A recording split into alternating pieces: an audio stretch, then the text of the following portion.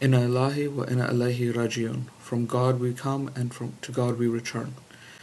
This phrase is something Muslims offer when they hear of the death or the passing of someone. May God rest the souls of all the victims of the Fort Hood tragedy and give comfort to their families and to the survivors. Much is being made of the attacker's name, that is Major Nidal Malik Hasan, that he is Arab, that he might potentially be Muslim, that this is part of a grander conspiracy. Yet nobody seems to remember the names of Army Specialist Rashid Sahib, Army Specialist Omid Razani, Staff Sergeant Kendall Damon Waters Bey, who gave their lives serving in our wars in Iraq and Afghanistan.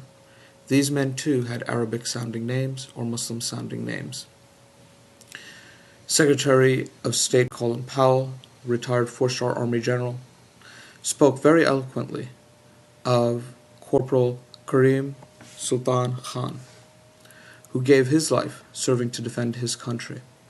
The New Yorker offered us perhaps one of the most poignant photos on the costs of war in their spread that Secretary of State Powell held up to show that this is the sacrifice Muslims are willing to make for this country. I do not know Major Hassan's motivations, nor do I care.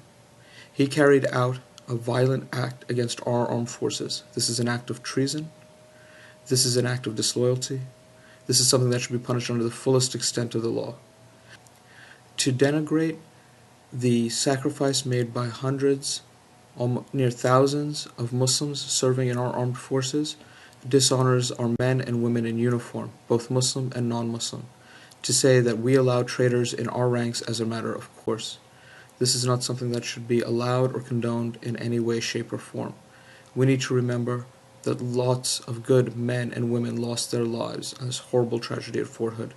We cannot compound it by questioning the loyalty of our armed forces.